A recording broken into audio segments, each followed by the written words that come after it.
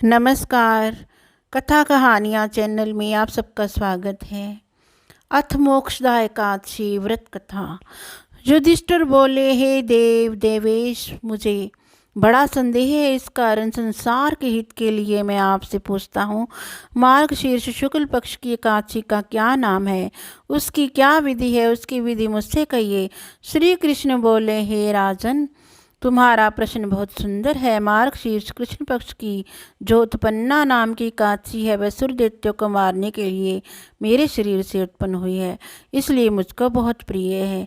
हे राज सत्तम, मैं तुम्हारे सामने चर अचर तीनों लोकों के हित के लिए उस एकादशी का वर्णन करूँगा। इसका नाम मोक्षदा है। ये सब पापों को हरने वाली है। इसमें दामोदर भगवान की अच्छी तरह पूजा करें। तुलसी की मंजनी और धूप दीप से अच्छी तरह भगवान की आराधना करें। हे राजेंद्र, मैं पुराण की कथा कहता हूँ, उसको सुनो।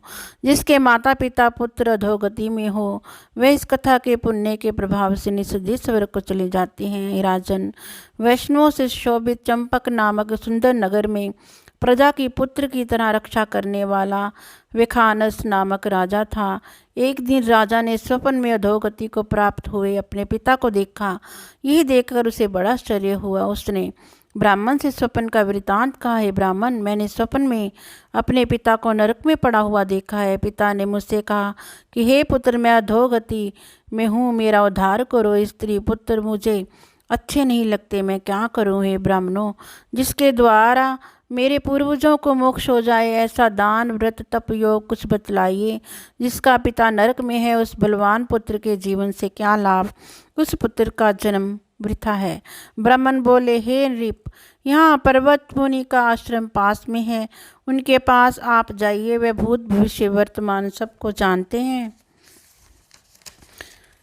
वह राजा उनका वचन सुनकर मुनि के आश्रम में गया। वह आश्रम शांत प्रकृति के ब्राह्मण प्रजा और मुनीश्वरों से सुशोभित था। राजा ने वहां जाकर पृथ्वी पर साष्टांग प्रणाम किया। मुनि ने राज्य के सातों अंगों की कुशल पूछी और कहा कि तुम्हारा राज्य निष्कंटक तो है।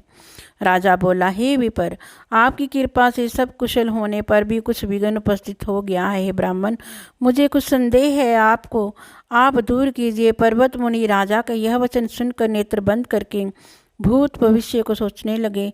फिर राजा से बोले, हे राजेंद्र, आपके पिता के पाप को मैंने समझ लिया है। पूर्व जन्म में पत्नी के द्वेष से तुम्हारे पिता ने काम के वशीभूत होकर एक स्त्री को रति दी और दूसरी स्त्री का ग्रहण करने पर भी ऋतुदान नहीं दिया।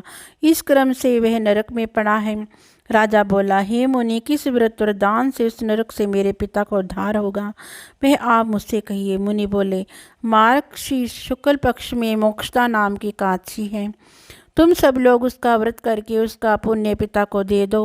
मुनि के इस वचन को सुनकर राजा अपने घर आ गया। जब अगहन सुदी 11 आई, तब स्त्री पुत्र और निवास समेत विधि पूर्वक व्रत करके उसका पुण्य राजा को दिया।